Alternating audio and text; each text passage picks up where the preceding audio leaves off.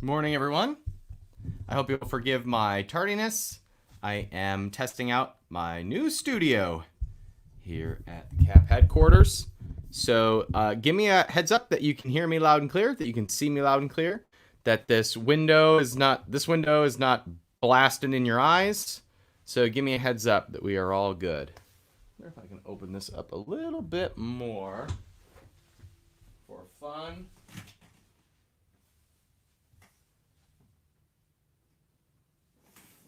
Go. Good morning, good morning. Thank you. Thank you, Chantal. Thank you, Zoltan. Hey, Monica. Hey, Alexandros. What's up, Drew? Drew Hitchcock is in the house. Hey, Susan Anderson. Hello, hello, hello. Sue, I'm excited for your call later today. What's up, Salome? Hey, Rhino. Good morning. Hey, Justin. Hey, Herb. Hey, Alicia. Hey, Brian. Hey, Balena. Thank you, Monty. Thank you, Audrey. Who is calling me at 9 o'clock in the morning? Should we just answer and mess with them? Should we mess with whoever's calling me? Good morning, William. Congratulations to your Cy Young Award winning Trevor Bauer. Good morning, David. Good morning, Mukul. Thank you, Drew. Appreciate that. We are definitely making some headway. Hey, Lil. Hey, Kay. Hey, Leslie. Hey, Mike. Hey, David. Okay. We have a very full green room. So, hey, Kenan. Hey, Alec. Alec and Alex. What's up, Neil? What's up, Mario? Another Alex and Curtis. So, green room's totally full. Probably can't get in. Hopefully, we'll get to you today. Guys, you made a really good decision coming today. So, how many of you, give me a yay or a nay in the comments if you watched last week's training on dividend paying stock. Thank you, Alec. Thank you, Alex. All right, good. Good. And how's your brain? How's your brain after last week?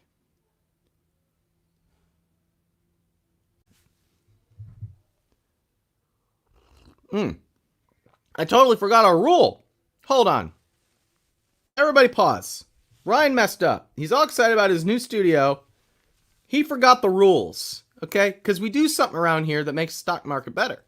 We do something around here that makes your passive income go up. We do something around here that makes your business sales go up, that makes Amazon Prime Day even bigger. It even solves political divides in countries. And it's something that brings everyone together and brings collaboration among capitalists. It's something that we call the simultaneous sip. We ripped it off from Scott Adams. So, if you'll join me now, grab your cup or mug or glass of chalice, a stein, a tankard, a thermos, a vessel of any kind. Could be a flask if you're that kind of person. And join me for the simultaneous sip. Go! Remember, if you're not doing the... You're really missing out on about 32.5% of the joy that comes from the simultaneous sip. Okay, so... good. I'm really glad that Scott says it was a big session. Darren says he's been studying it. David is wanting more on this. Monica's been investigating this. Good. So it's a life changer if you let it. Like it's really a life changing idea of investing in dividend paying stock in the way that we discussed together, in the way that we outlined together as a community. Today, we're going to take it up a notch.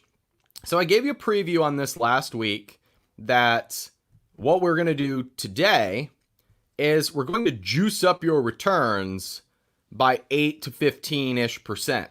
So there is a way for you to just turn up the dial on your returns, which sounds scammy, totally normal.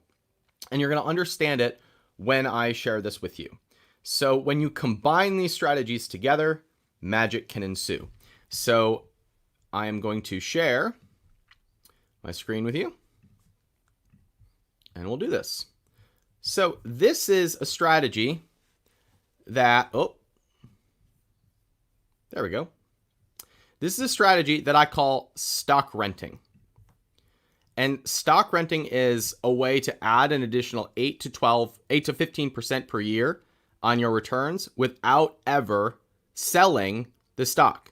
So even if you don't sell the stock, even if you don't ever make a trade, meaning you don't exit the stock, you're still adding that additional 8 to 15-ish%, depending on how aggressive you want to be using this strategy. So the standard disclaimer I like to say on all this is I'm an idiot. Look, I'm an idiot on the internet. You shouldn't listen to anything that I say. This is entertainment purposes only. I'm just some dude who you follow for some unknown reason. So don't take this as financial advice, because I'm not a financial advisor. And actually, a lot of financial advisors disagree with my methodology behind this. So what the heck do I know? Get help from somebody who actually knows what they're talking about. I'm just an entrepreneur who studies this stuff because entrepreneurs invest differently than most people. All right, so let's recap last week. Last week we talked about dividends, and the big idea behind dividends is that we only invest in stocks that have raised their dividend every year for 10 years or more. They're called dividend aristocrats. So we want to buy at today's value, and we want that dividend to go up every year. Every year we want to be making more and more passive income without us having to buy more stock. We want that passive income going up, and that comes from that company raising their dividend. We only buy stocks that have a day one return of 3.5% to 4%, because that's enough meat on the bone day one for us to justify that investment. And we'll time that by buying on bad news. So that dividend is kind of our buy signal. That dividend is when we know that this is undervalued and it's time to buy this stock.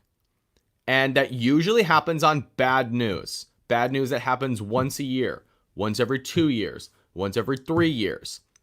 But because we're having a watch list of 12 to 20 stocks, one of them is usually in buy range, and we've gone over a couple of them on this class. Rule number 3 is we only buy stocks with existing profits so that we know they'll continue to pay the dividend over time. And rule number 4 is that we reinvest the dividends for compound growth over time. So that's our recap from last week. If you missed last week's class, go into your members area and grab it. Also, reminder that you have a class all about investing in passive income in your members area. It's called the Millionaire class that goes into this stuff into a lot of depth. Now, there's a problem. 4% kind of sucks. Like 4% just isn't that exciting. It's not that exciting to buy something that is getting 4% yield when everybody on the news is talking about Bitcoin going to 100,000. It's hard to justify buying a stock that's getting a 4% yield when you could put that money into something else that's going to grow, hopefully by 10% or 20%, or like a lot of stocks in 2020 after COVID, doubled or tripled. So how do you justify 4% when it kind of sucks? I mean, the question that often comes up is, I know it compounds over time, but can't I do something about it right now to make my returns more exciting? And the answer is yes, and it's something that I call stock renting. So stock renting is simply the ability to rent your stock for cash flow without selling the stock. Now, if you are familiar with this, the technical name of this is called covered calls. So if you research this further or buy books on this or read blogs about it, the technical name is covered calls. And this is the first strategy that I learned in my investing career that showed me, oh my goodness, like this gets real good over time. This gets real exciting over time.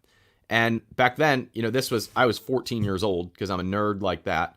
And I was reading books from the library and reading everything I could about how to generate 10 to 15% in cash flow from this. And that was the only part of the strategy that I knew. Now I'm a little bit older, a little bit wiser, and we combine this with other strategies, and the numbers get pretty freaking exciting over time. So the stock renting is simply the ability to rent your stock for cash flow, and you don't have to sell the stock. So you might be familiar with the idea of rent to own on pretty much anything. You can rent to own a house. You can rent to own you can lease to own a car. You can rent to own furniture. You might be familiar with this, of renting to own.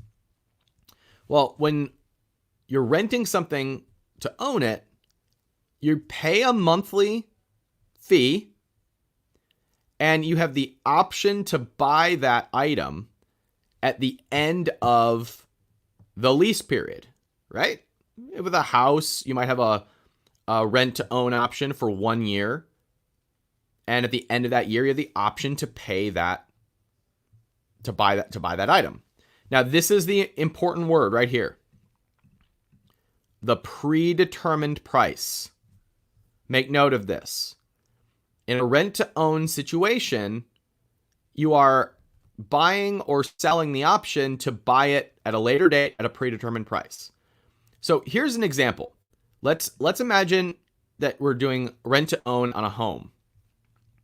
The first step, like step number 1 on this, is that the price is determined up front. So you go into the agreement with a predetermined price of that house. So we say that price is $100,000 in this example. The renter has $1,000 a month that they're going to pay in rent, and they're going to put down a $1,000 option payment, which is just giving them the right to buy this at the end of the year. And then at the end of the year, they have the ability to buy that house for $100,000. All right. I know we're not taught. This is just an example so that you can get the concept of this. But are you with me so far?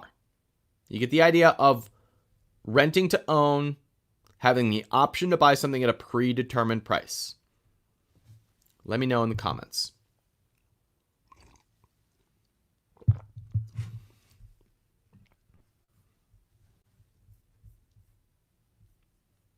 Comments are not coming in, so you're really confused? If you're really confused, let me know that you're confused. Alec and Alex, I know you're intently watching. Are you guys with me so far? Give me a thumbs up or a thumbs down. Thank you, Alec. Okay, good. I can't quite see what you got. All right, Alec is fact-checking me. He works for the government, it looks like. All right, Monty's confused. Tell me where you're confused.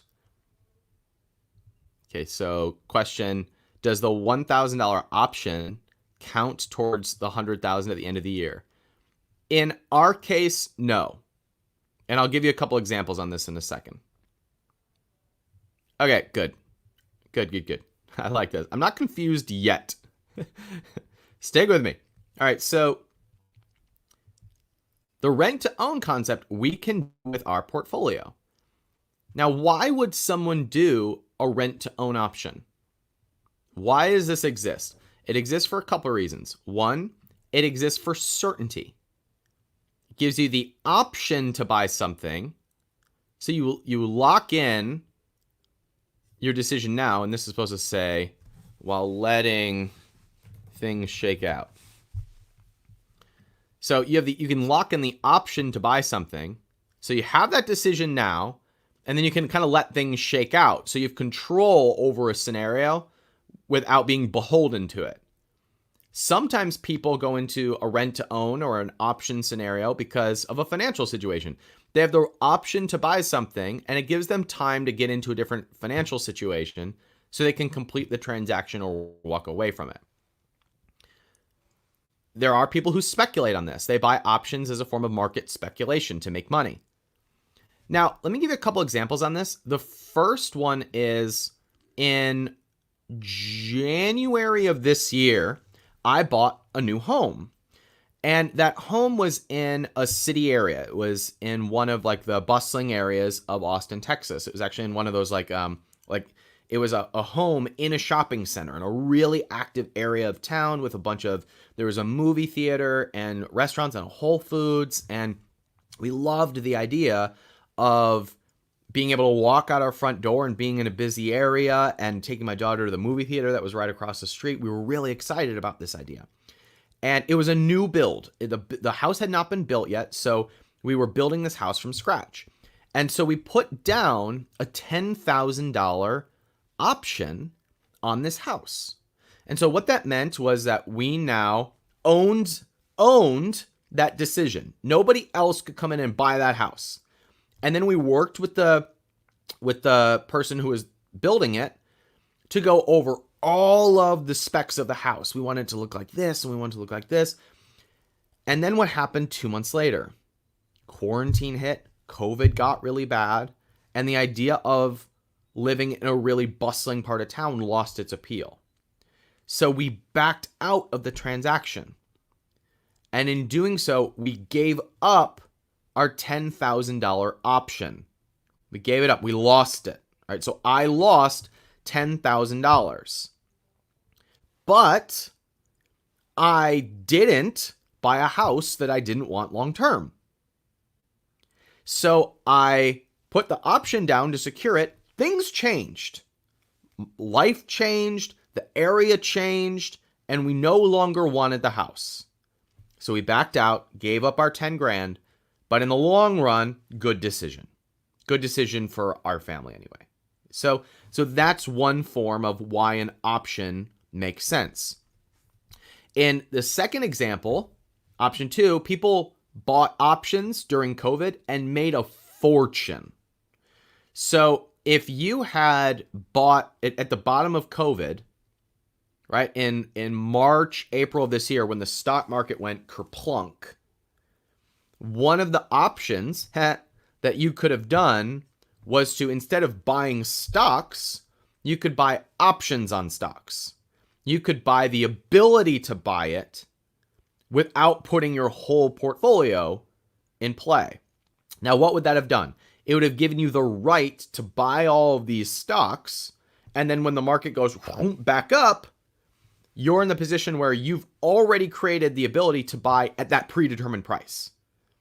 So if an airline went to $10, like many of them did, and now they're at $30, you already bought the option at $10, which means now you own a $30 stock for $10.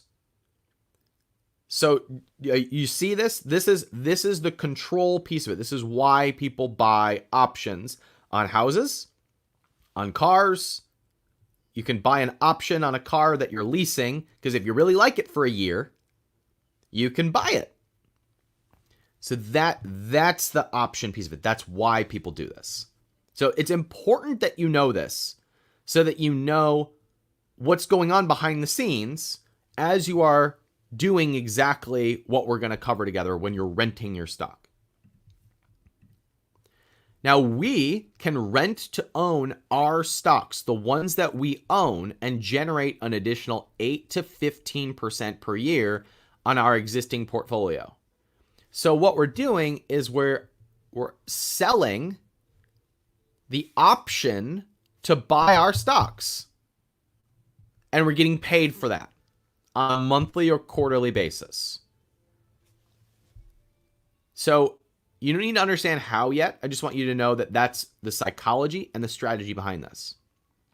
Now, before I show you how to do this, let's go over a few rules. The rules on this are, we only do this on stocks that we want to own and preferably already own.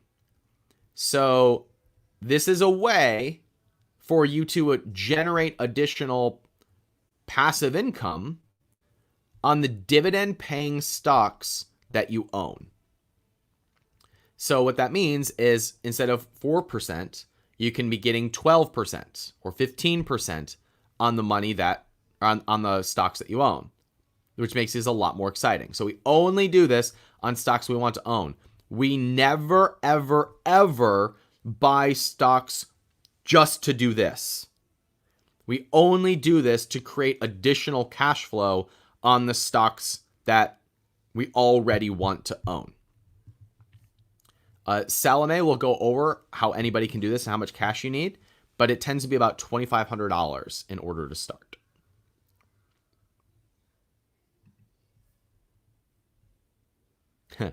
Someone says they did this with Etsy in March and they tripled their investment. Good work.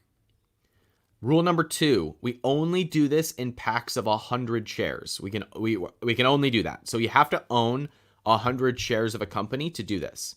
So if a stock is $25, then you need to have $2,500 in play. Our target rent is 1% per month because that ends up being 12% per year. And we set our expiration date, meaning the time in which it takes for this to complete, between 1 and 3 months. Now, this last rule is very important. We never want to sell the stock, but it's okay if it happens. If it happens, it means that we're going to turn a really great short-term profit. We're going to turn a great short-term profit. It's not the best thing in the long term, but we'll take that profit and we'll put it into the next dividend paying stock. So it's not a big deal if you sell the stock, but that's not what we want to happen. So we'll go through some examples and you'll get it. You'll see it. You'll have a braingasm. In fact, take note when you get the braingasm, put it when you get it, put it in the comments, #braingasm. So when you finally get it, you'll see some examples. Just let me know so we know when things are popping. Now let's go through the numbers of this and what makes this exciting. So this is a real example. This is a live example. It exists right now. AT&T trades just below $30. So you need to buy 100 shares of it. That'd be $3,000. They pay a 7% dividend, and that dividend increases over time. So our passive cash flow on this day one would be $210. We then rent the stock using our stock renting strategy for an additional 10% per year. 10% of $3,000 is $300. So that's our passive income part of this. And then the stock, we would expect the stock to grow on a very conservative side, 5% per year. That's $150 year one. Now, we hope that it grows more than this, but it doesn't matter. If you remember last week, we talked about how, in theory, you can make more passive income if the stock goes down in value or does not change in value. So we don't really care about what happens to the paper value of the stock.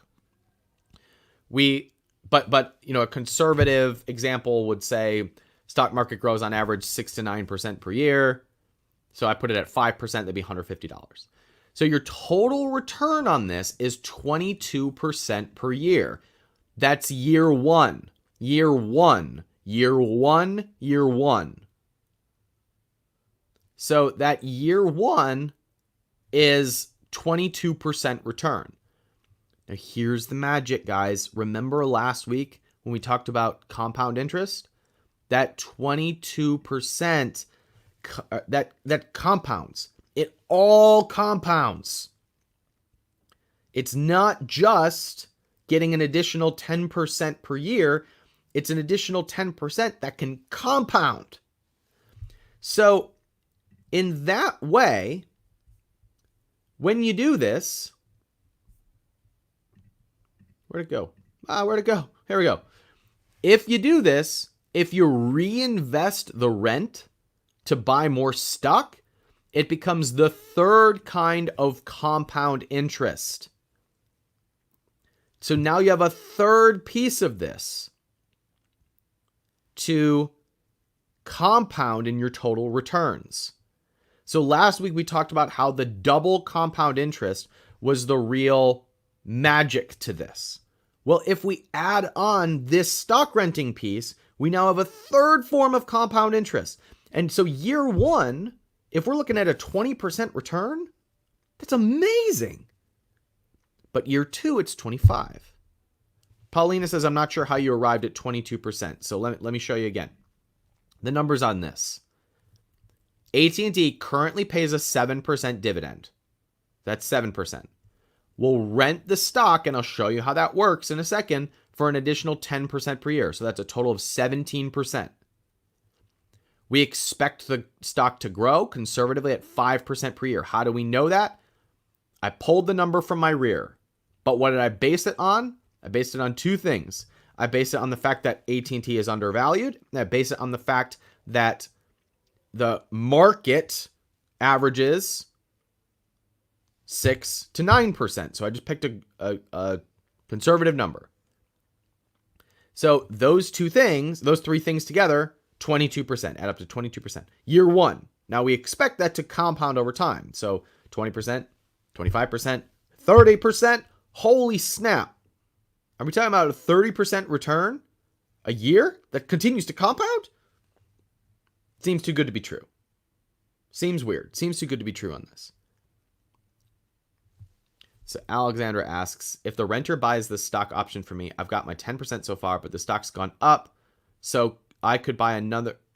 I do not understand your question, Alexandra, so stick with me until the end and see if this question gets answered. All right, let's keep going.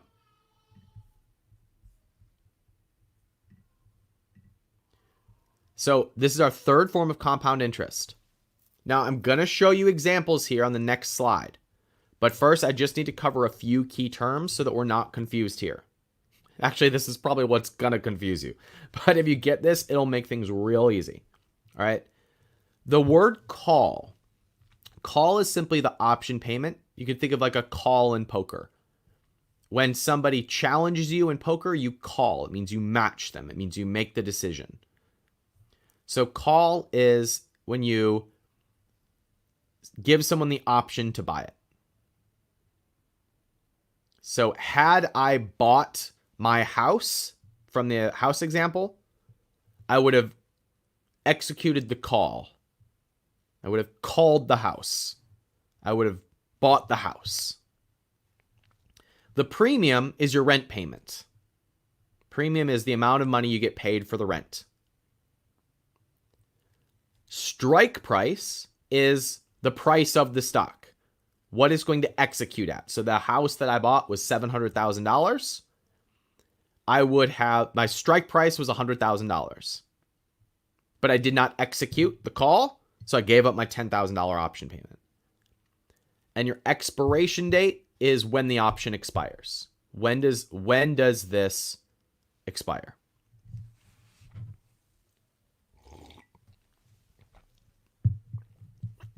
All right. Let's keep going. Let's go through some examples. When you see some examples, you're going to get it. And then you're going to be like, oh, got it now. Okay. So remember, this is the same set of examples we went through last week. So let's just go with Unum, this first stock. So we were talking about this inside the 1% when it was trading at $18. That's when we were like, man, this is sexy. All right. It's gone up since then, but it was trading at 6%. All right, so I'm going to show you my E-Trade account. So I personally own, stand by. So I personally own 2,000 shares of Unum. Just full disclosure, I own Unum. I own quite a bit of Unum. Now, Unum trades under Unum.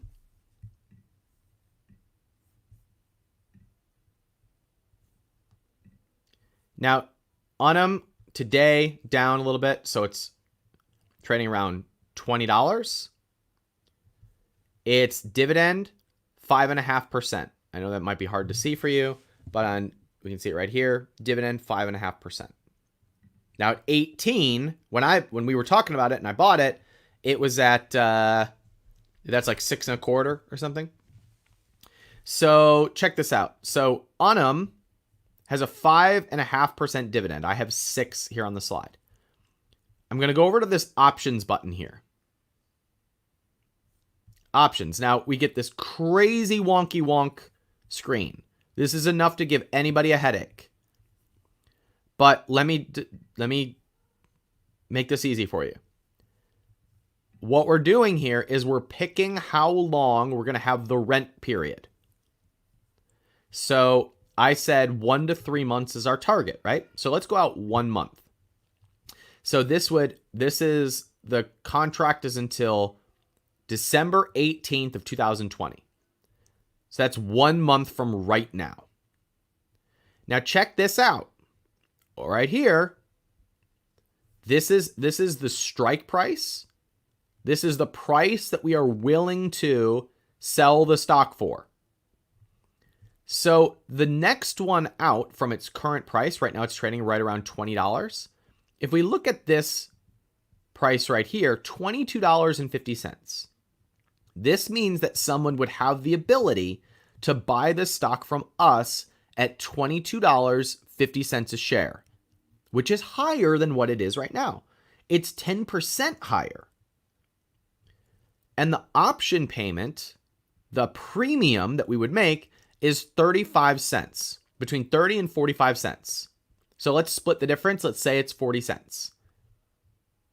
So someone do the math real quick and tell me what is the percentage, 40 cents into the current price, which is $20. Current price of the stock is $20. We would get 40 cents per share. What is that a percentage basis? Somebody do the math real quick. I'll give you time. I can do it for you, but I want you to see this. I want you to be able to do this. So what's 40 cents into $20, which is the current price of the stock? Drew Hitchcock, 2%. 2%. So 40 cents is 2% of the current value of the stock. So what this means is that we would get a 2% return on our money for 1 month of letting someone rent the stock. So we rent our stock for 1 month. We get a 2% payment upfront, and that money gets deposited into your E-Trade account immediately. So it comes in immediately. So if you own 1,000 shares of this, you end up getting, what is that, a few $100. Will somebody calculate that? If you own 1,000 shares, what does that end up being? So you own $20,000 worth, 2%, I think that's $400. So you get $400 deposited into your bank account immediately. Now, here's what this means. It means you can't sell the stock for 30 days. You cannot sell that stock for 30 days or until that option period is over. So you can't sell it now unless you sell it to the person who bought the option and they determine that. And they would have to buy it for $22.50. So if it sells, like if they buy it, cool. You made a great profit. You made a great profit. But the ideal scenario would be that they don't buy it, the option expires, and you do it again. Because getting 2% on your money, if you can do that 8 times in a year, you see how exciting that is? If you can get a 2% premium, if you can get $400 for this 8 times and keep the dividend and buy more stock, oh, this gets good. Oh, this gets good. So Salome wants to know, how do we know whether to do the option? I'll show you in a minute. Whether to do the option 1 month or 3 months. I'll show you in a minute.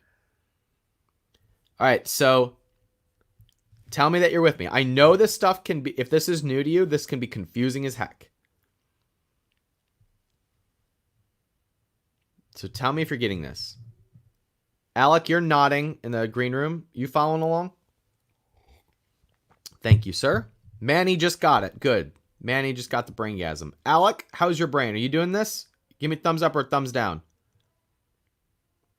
Alec, give me a thumb. Show me a thumb, Alec. Oh, sorry. I'm talking to Alec. Alex. There's two Alexes and an Alec. Thank you, Alex, for your thumbs. I know. I'm sorry. All right, Scott's with me. Good. Good. All right, good. You guys are... Sue, you're my gauge on this. When you get it, you give me the best feedback on this. So tell me when you really get it. You think you've got it. So let me just show you the example one more time.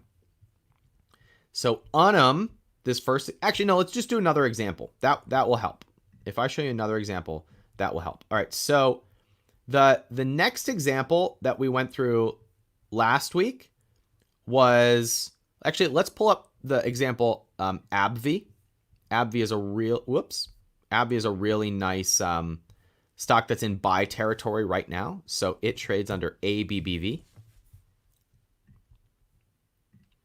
So AbbVie, let's take a look at the stock.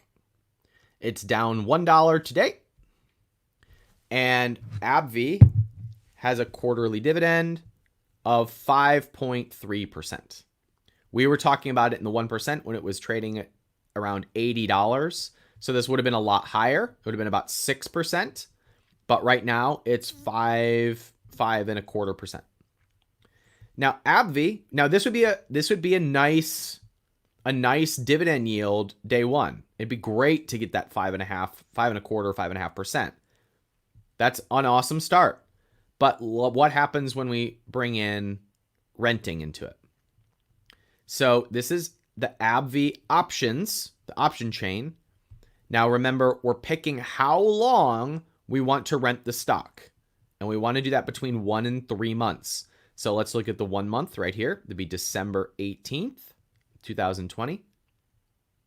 And AbbVie's trading at $97 right now. Now we don't want to trade it. We don't want to sell it for $97. We want to sell it higher, right? Because we don't really want to sell the stock. So let's look at $100. $100. That means somebody can buy it from us at $100. And the price, the premium on this is just under $2. So once again, a 2% return for about 30 days. Now let's say that you were like, well, 2%'s cool, but I don't want to sell the stock for $100 because I think this is going to go way up. What do you do here? What you do here is you pick a higher strike price. So if we pick a higher strike price, let's say you were willing to sell it for $110. Well, on $110, the premium you'd get is only about 25 cents, which is not going to be very much. That's less than 1%. But what if we agree to make the contract longer? We go 3 months. We go into February.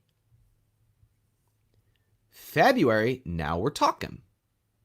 February, the 110 strike price, the premium is $1.25 right here. That's better. That's 1%. But it's 1% for 3 months. So I wouldn't do this. I wouldn't sell this. I would go 1 or 2 levels up. So here, 105 strike price is 2.25, which is about 2% for 3 months. Still not great, but we're getting a little bit more. We're getting a little bit of extra money on our portfolio. Does seeing a second example help?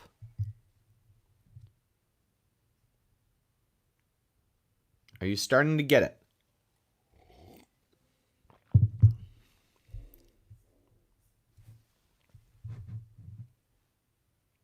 Tell me. When you guys are quiet, I think you're confused. Because if you get it, you're going, holy shit. If you're getting this, you're going, holy shit, I can get passive income on my portfolio every month. Every month. Good. All right, Pauline is getting it. Good. Yes, Sue, I will do one more example. Good.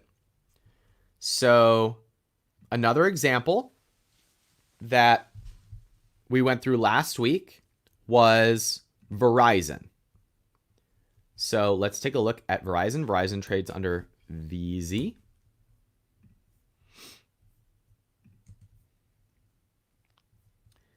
So Verizon has a dividend yield of 4%, so it's in buy territory right now. So in fact, all three of these examples are examples I'm tracking right now. Stocks that are in our buy territory based on our rules and our criteria from last week. So 4% dividend yield. So this is a nice buy regardless of what's going on. But what happens when we rent it? So I hit options chain. Let's go 1 month out. December 18th of 2020. So Verizon's trading at $60 right now. The option to buy it at $62.50 is just under 50 cents. So will someone do the math? 50 cents divided by 62.50. What do you get?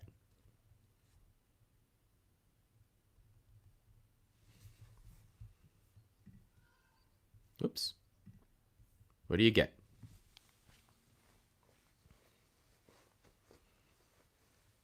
What do you get? Come on. What is 50 cents into 62.50?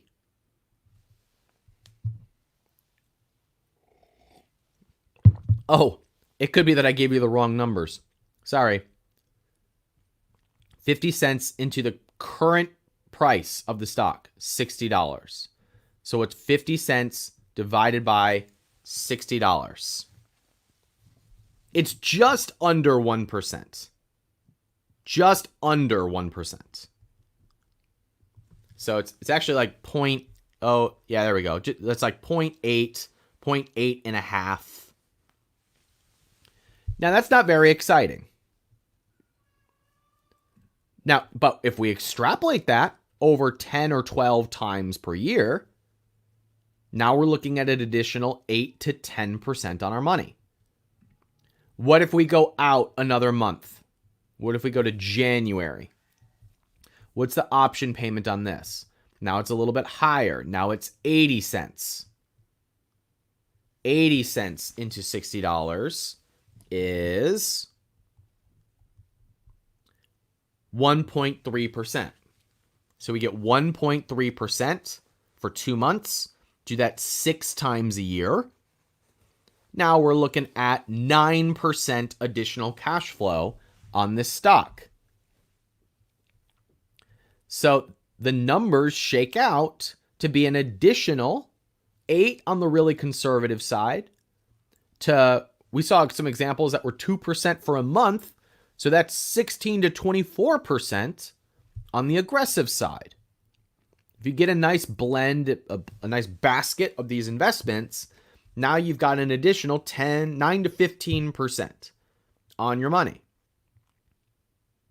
Now, and that's assuming you never sell the stock. You will sometimes, but remember, when you sell it, you're selling it for a higher price than what it is today. So you're getting a nice profit either way. And you're going to take that and you're going to put that into more stock. Now, let's go over what could go wrong. So, what is the downside to this? Here's the downside. The downside, number one, is that you could get called out. Called out means someone buys it from you. You sell your stock. And you'd miss out on some upside. But you'd still be selling for a profit. So yes, you'd miss out on some upside, but you're still selling for a profit. That's one downside. The second downside is the stock could fall just like any stock. Just like any stock can fall, so can this one. which is why you only want to do this on stocks that you want to own long term. Because if the stock goes down in value, guess what? You get to keep your option premium. So if the stock goes down 5% this month, some people would have a heart attack. But if you got a 2% option payment, along with that, you've now offset the downside. You get to keep the cash flow. You get to keep the dividend. And as it bumps back up, you write another call. You sell another option. More cash flow. So what I like to do, like my strategy on this, and this is one extra layer of complexity if your brains don't already hurt. But what I like to do is I sell my options when the stock has a bump, when it goes up. So on a really good day, like 2 days ago, when the stock market went crazy because of good news, that would have been a really good day to write an option. Because if your stock goes from $20 to $23 in a day, it's an amazing day, right? So I would sell an option at $25, get my option payment, knowing that it's not very likely that it's going to keep going at that torrid pace. Question, do other people always buy the calls? No, they don't always buy the calls. If it doesn't cross the strike price, they don't buy it. Okay, so let's take this home. Let's bring this up. Now, you will only really get this when you do it.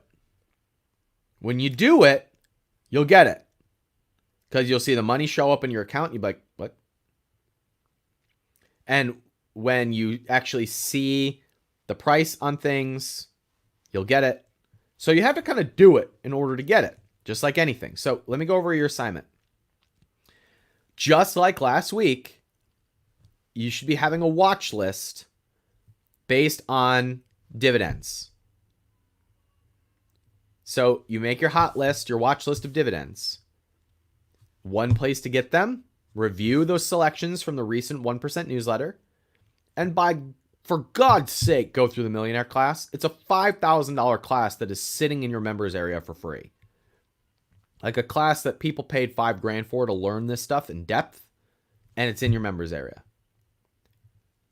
Now, inside of whatever trading account you have, I use E-Trade, look up the option chain. Look up what each of the stocks on your watch list have in their option chain. And then post in the Facebook group what you discover. Now, just for fun, let's play with some numbers. So just to show you the power of this, let's play with some numbers. And remember, these are fantasy examples. We made these up, but we can't predict the future. Past performance is not an indication of the future, but we can run some numbers based on current examples. So let's go with the Unum example. Let's go with Unum right now. So Unum, say you put $10,000 into UNM. We add nothing to our regular, we add no more to that account forever. We started talking about Unum when it was trading at $18. Market average increase is usually 9%. Its dividend yield at the time was 6.5%. Let's just say 6 to be a little safe. And Unum tends to increase their dividend by about 10% per year. So this is just the example of Unum because it was one of the examples from last week. Let's calculate this. So $10,000. Does anyone want to guess what $10,000 becomes over 30 years in this fantasy made-up example? Drew says fake numbers. Does anybody want to guess what $10,000 becomes over 30 years?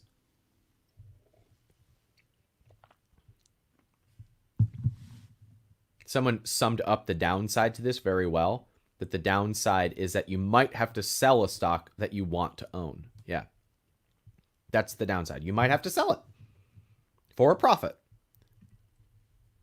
Come on. Hey, stick with me. Give me some guesses in the chat box. What do you think 10 grand becomes over 30 years in this example?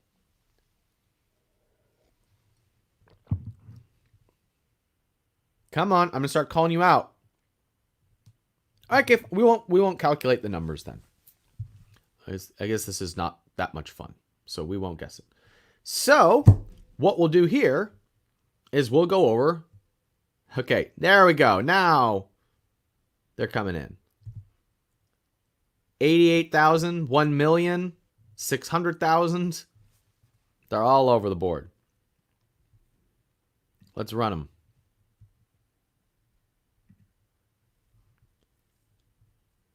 In 30 years, this becomes $750,094.59 over 30 years, assuming that the current numbers stay consistent, which they probably won't. But that's assuming that they stay stagnant. But I tricked you. I tricked you on something. Because I did not include renting your stock in this.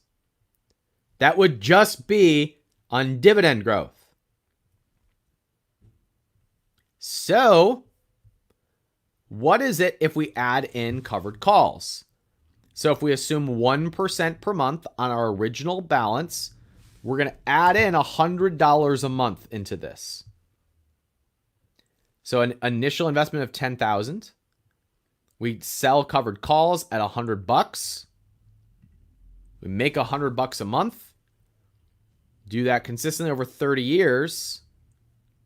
Now we're looking at $1.3 million on an original investment of $10,000. Alec just had a braingasm. Now, this was based on real numbers, current numbers of one of the stocks we talk about inside the 1%. Let's go through another one. Let's just do another one for fun. Let's do AbbVie. I don't know AbbVie as well. So hold on, let me pull up my numbers. Let's do a more conservative one, AT&T. So AT&T, their current price is about $28. Their current yield is 7.5% on their dividend. We're going to expect a 9% growth of the stock. Now, here's the thing. They do not raise their dividend very aggressively at all. It goes up about 2% per year. So that $10,000 over 30 years with these numbers becomes $318,000.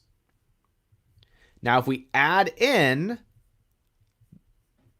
the stock renting, it changes a little bit. I'm going to say that we make $200 a month on average from doing this. That would be 2% per month. If we calculate that return, that $10,000 becomes $830,621.68.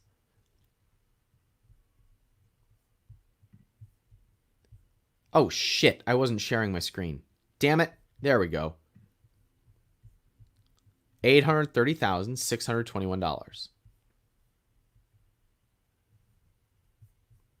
Let's do one more since I wasn't sharing my screen. Let's do real numbers of Bank of the Ozarks.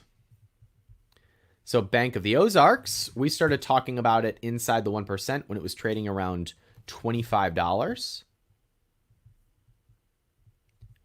Their yield at the time was about 5%. It might have been 4.5%. We'll just use 4.5% to be conservative. Bank of the Ozarks raises their dividend on average about 10% per year. We're going to expect a 9% increase. We're just going to keep that standard.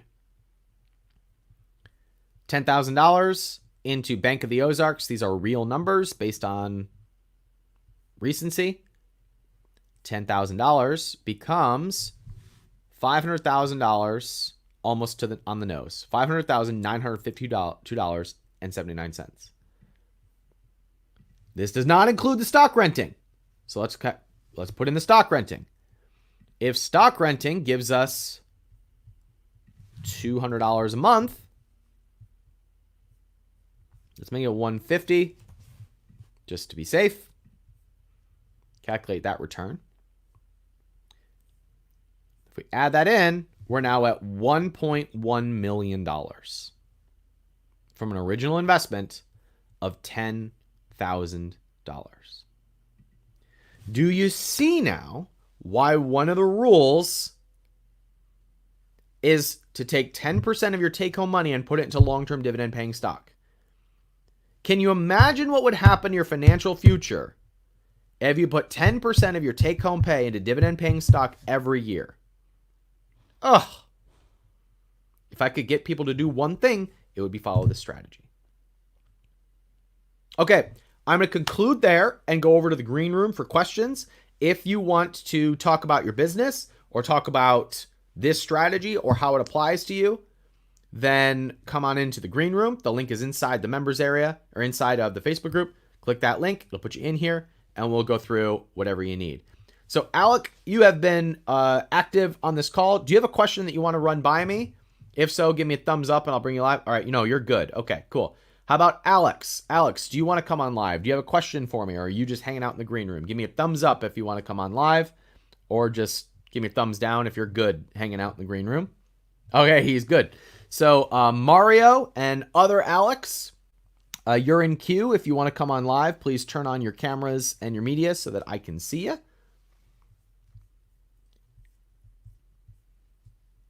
So question, is the idea to do this every day in the stock market? No. No.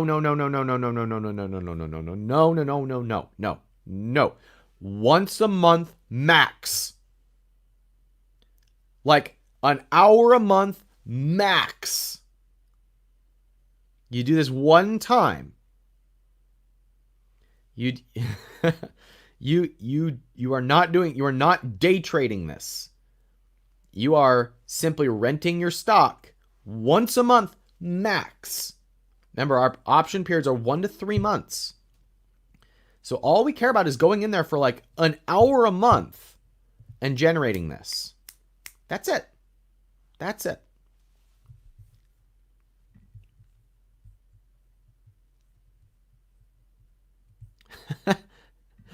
I love this question. What the hell have I been waiting on? Yep. How realistic are the estimated returns? Great question. So the examples that we went through are real examples. They're examples that exist right now. The assumption is that the stock will increase on an average pace, which it won't. It's going to have up years. It's going to have down years. It's going to have years that it goes up 15%. It's going to have years that it goes down 2%. We just can't predict that. But market average is 6 to 9% per year. So we just played with that number and assumed that it would be static. Now, the other assumption is that the company will continue to raise its dividend at the same pace that it has for the last 10 years, which it might not. It might might go up more. It might go down more. It might stay the same. So there's some assumptions made in this, but the assumptions are based on recent data. So the trick to all of this, buy stocks that you want to own long-term, hold them for a long time, and buy them at the price that secures that dividend yield from day one. And then we juice up the returns by renting it.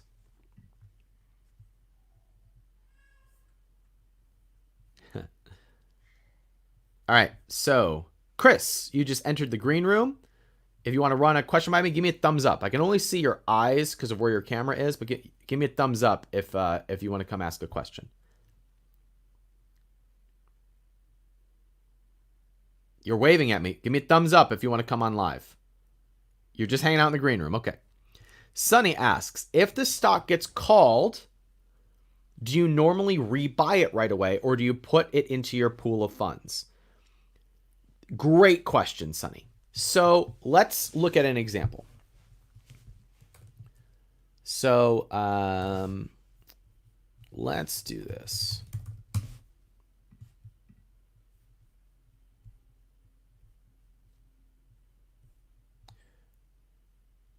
Stand by. Stand by, everybody. I'm making mistakes all over the place.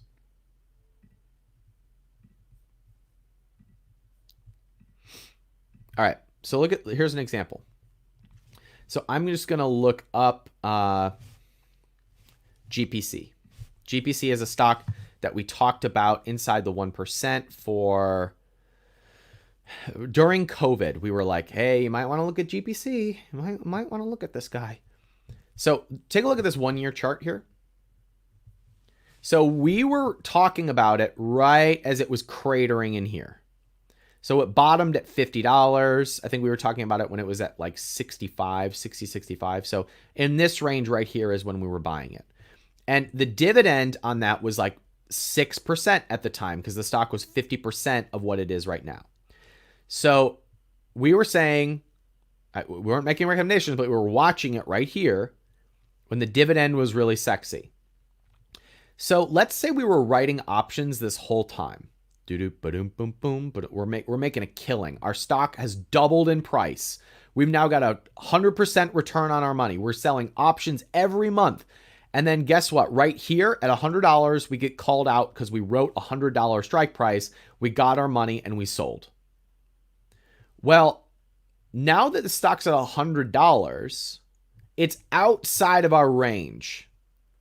It's not paying a 4% yield anymore. So we're not rebuying this stock. We would wait for this stock to come down in price back to our entry point of paying a 4% dividend. Or we would buy something like Bank of the Ozarks, which we've been talking about, which is just popped out of range, but has been in range for a long time. So we'd buy something else that was in range. Now, in this example of GPC, Sonny, I'm so glad you asked this question.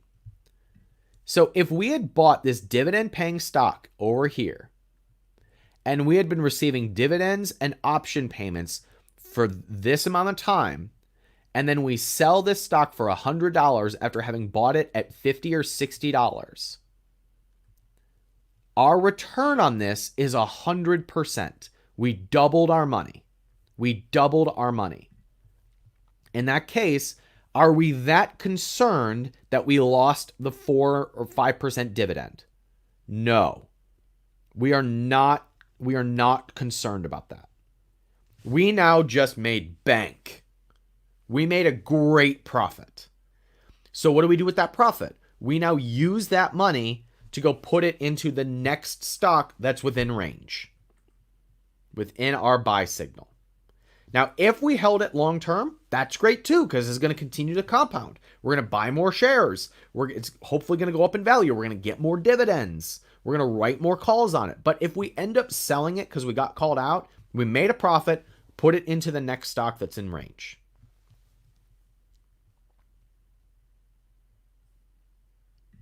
Question about dividends. Do you reinvest it back into the company? Yes. Always, always, always, always, always, always, always, yes.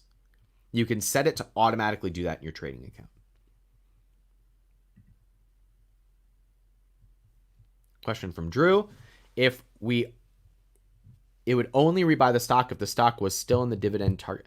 Yes, Drew is ahead of me.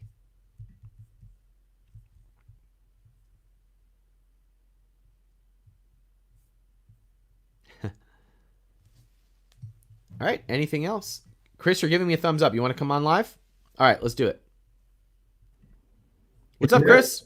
Hey, is there an area that you go to see like year on year where all the stocks rise, like their percentage points, how some rise by the dividend yields by 10% versus some, I think AT&T does 2%? Yeah, so I calculate this manually, unfortunately, but here's how you do it. So you just Google the stock's dividend history. Hmm. So I can show you. So if we look at GPC dividend history, whoops. So first result is nasdaq.com. So we can see here, you see, Chris, do you see these numbers here? Yeah. So in 2017, the dividend was 67 cents. Next year it was 72 cents. Next year it was 76 cents, 79 cents. So they raised their dividend on an average of 3 to 5 cents a year. Does that make sense to you if I say that? Yeah, that makes a lot of sense. All right, so they raise their dividend 3 to 5 cents a year, and the stock trades, or and the average dividend there is about 70 cents. So 4 cents into 70 cents is like a 5%, 7% growth per year, Hmm. Okay, that makes sense. and that's a really healthy number. Anything Yeah. over 5% of growth every year is really healthy. Yeah, that sounds really good. Yeah, so that's how you calculate that. Does that make sense? Hmm. All right, cool. Thanks, Chris. Anything else? Nope, that's it, Cool. at least for Cool. That now. was easy. That was easy. So, Lil, question, what if the market goes way down? If you remember from last week, if the market goes way down, you can A, write options the whole way down and still get cash flow. And B, or two, or Roman numeral 2, is that when the stock's at a lower value, your dividends and your rent is buying more stock.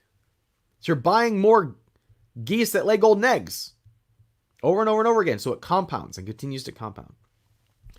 Kyle just entered the green room. Kyle, give me a thumbs up if you want to come on live. Talking to you, Kyle. Kyle, you just entered the green room. Do you want to come ask a question? Give me a thumbs up. You are looking at me with a blank stare. Kyle. Going once on... There we go. Hello, Kyle. Hey, Kyle, what's going on? Hey, Ryan, you were cutting out really bad. And so I was like, what's going on here? Okay. Well, what can I do for you, Kyle? So first, just want to say thanks again. Great, great course. I went through the millionaire courses months ago, back in the spring, and I remember you saying that I think you need to have at least $1,000 to put into a dividend stock. Is that correct? Like to start investing in a dividend stock? Well, you can buy one share of anything. I mean, you can buy one share of AT&T for 28 bucks. But in order to do the stock renting strategy, you need to buy 100 shares. So that would Okay. be $2,800. So you can own one share of something. You can own two shares of something. You can own 150 shares of something. But options trade in $100 share increments. So in order to rent your stock, you need to have an even number of shares. That's 100 shares or 200 shares or whatever makes sense for your portfolio. Nice. So it's never you can never start too early then, really. You are exactly right. Yeah. Okay. Cool. I mean, if I could give one person, any person, a strategy that would serve them long term, I would give them this, regardless of where they're starting. I mean, I have my team doing this. I have, I mean, one of my wealthiest friends texted me 2 days ago, and was like, "I'm pivoting my strategy over to what you just taught." So, wealthy friends, people that are just starting out in their careers, beautiful. Awesome. Cool. Good to Cool. know. Thanks, Kyle. Thanks. So let's conclude on this question from Leslie. Can this work on value stocks too, like Amazon? The answer is absolutely yes. But the foundation of my strategy is buying long-term dividend-paying stock that's going to compound over time. So that triple compounding is the foundation of my strategy.